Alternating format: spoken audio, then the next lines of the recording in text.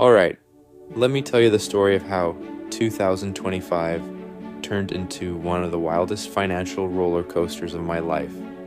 Because if there's anything I've learned, it's that my net worth tends to behave exactly like a Falcon 9 booster.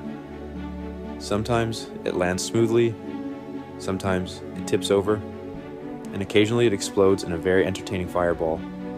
And this year was no exception. Beginning with Tesla's share price doing that chaotically elegant dance. It seems to love so much, climbing, dipping, soaring, spiraling, depending on everything from quarterly deliveries to macroeconomic vibes to whatever happened to be trending on social media that day. And it's funny because people think net worth is some kind of stable treasure chest. But in reality, it's more like a quantum probability cloud, simultaneously high and low until the market opens. So on some mornings in early 2025, I would wake up billions richer on paper, and by the afternoon, I'd be billions poorer, which sounds dramatic, but honestly feels more like watching a video game score flicker. Entertaining, occasionally absurd, and pretty detached from day-to-day reality, especially since most of that wealth is tied to Tesla stock, which means its direction tends to be exaggerated by optimism, pessimism, speculation, innovation, memes, and sometimes the gravitational pull of Mars, or at least that's how it feels. And when Tesla had that burst of energy in Q1 with stronger than expected adoption of the next-gen platform and the autonomy updates that pushed the FSD ecosystem forward, suddenly my worth shot up again. Headlines everywhere saying I had gained more in a week than some countries produce in a year. And then only a few months later, a combination of earnings compression, global market jitters, and people overanalyzing every sentence I said on X led the stock to wobble again, shrinking the number on the leaderboard right back down, which I found kind of amusing because I wasn't doing anything differently. Engineers still engineering, factories still humming, rockets still launching. But the market has mood swings, and this year the mood swings had mood swings. And meanwhile, there were other variables swirling around, like SpaceX valuations rising as Starship made progress, and investors began seeing interplanetary logistics as the actual future industry rather than a sci-fi concept. And of course, the AI ecosystem shifting too, as XAI continued to grow, pulling its own weight into the giant, constantly reshuffling spreadsheet people call my wealth. And the funniest part is that throughout the year, people kept asking, what's it like being the richest person again? Or how does it feel to lose that spot? And the honest answer is that it's all numerical theater, interesting mostly to those watching from the outside. Because for me, 2025 wasn't about the wealth number, but about momentum. Tesla improving efficiency, scaling energy storage, deepening autonomy, SpaceX advancing Starship and Starlink, XAI accelerating its systems. So, while the world tracked every uptick and downtick like it was a championship scoreboard, I was mostly thinking about whether we were getting closer to multi-planetary life, sustainable transport, and smarter than smart AI that actually benefits humanity. But yes, if you zoom in on the financials, 2025 looked like a storm at sea, with massive tides pushing my net worth up, then down, then up even higher, then down again.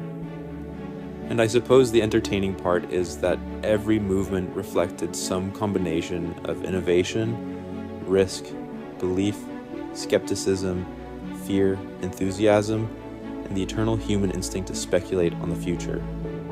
And if there's one thing I can say about my 2025 net worth saga. It's that it was never boring, never predictables, and always a reminder that wealth tied to building the future is inherently volatile. Because the future is inherently volatile, and honestly, I wouldn't have it any other way.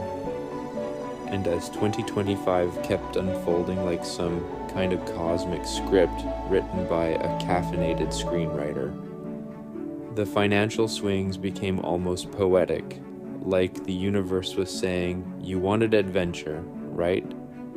Because every innovation we pushed forward triggered a corresponding ripple in the numbers people obsess over, and I found myself oddly entertained by how quickly analysts would change their tone, one week declaring Tesla unstoppable and the next doom forecasting because a supplier hiccuped or a chart line dipped 3 degrees to the left, which is hilarious because the actual engineering teams were solving real problems in real time while the market was reacting to shadows on the wall.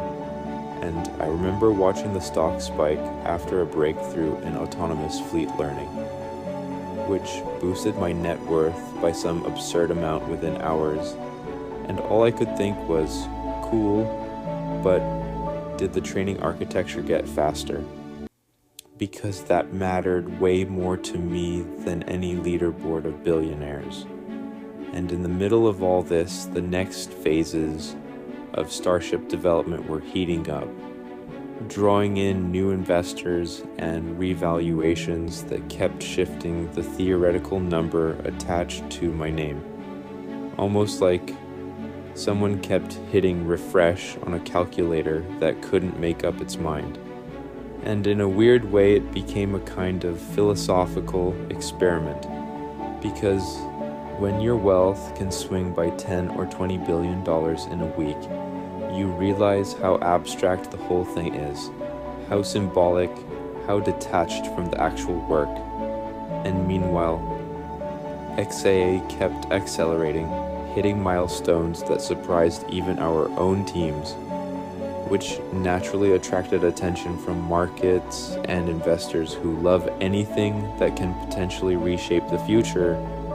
And with every valuation update, my so-called net worth mutated again, sometimes upward, sometimes downward, like a fluctuating energy field. And every time the headlines would flare up, Musk gains, Musk falls, Musk surges back. As if I was personally running around collecting coins like some kind of live-action video game character. But the truth is that what I cared about in 2025 was whether the rockets flew better, whether the cars drove smarter, whether the grid got cleaner, whether the AI models aligned more closely with what humanity needs. And yet the world loves drama, so every spike became a story, and every dip became a crisis, which honestly made the year kind of hilarious from my perspective, because I'd be in a design review arguing about battery density or heat shield tiles or compute efficiency, while somewhere out there people were panicking or celebrating because a graph moved a little.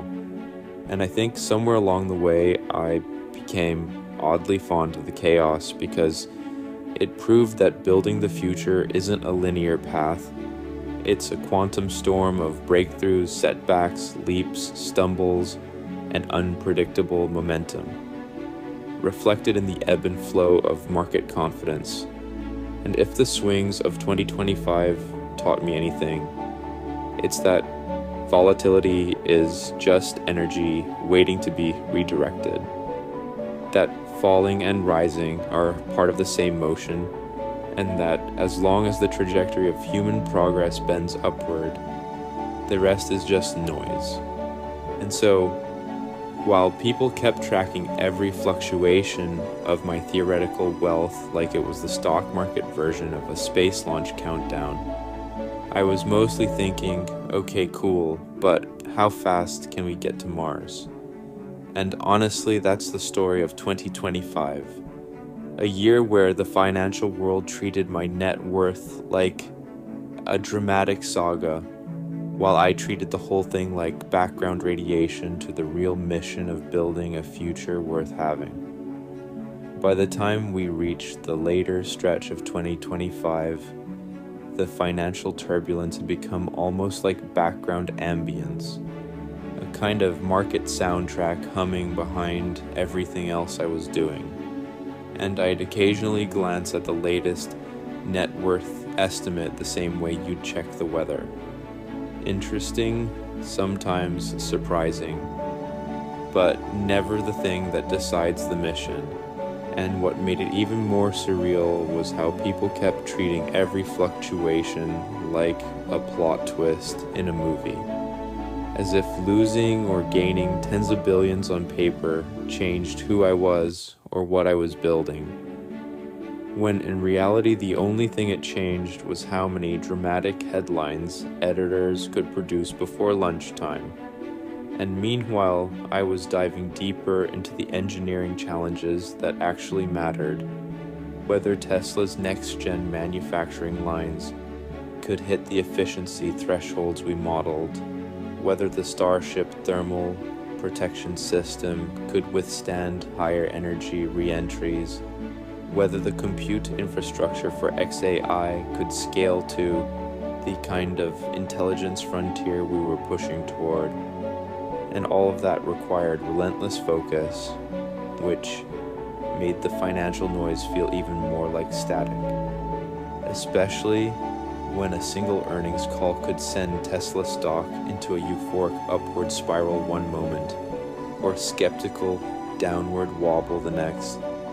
And every time my net worth number jumped or dipped, I felt a kind of cosmic amusement at how intensely people tracked it. Because from where I was standing, it felt no more real than the score in a simulation. What felt real were the late nights in the factory, the teams poring over simulations, the test fires lighting up the South Texas sky, the breakthroughs and failures and revisions that actually moved humanity forward. And maybe that's the irony of 2025. The world was talking about wealth, while I was thinking about momentum. Momentum toward a world running on sustainable energy. Momentum toward multiplanetary life. Momentum toward AI that helps rather than harms. And the more the markets fluctuated, the more obvious it became that financial volatility is just a side effect of trying to do things that haven't been done before. And I remember one week in particular where Tesla stock surged so fast that analysts were calling it a meteoric rebound and acting like I had just ascended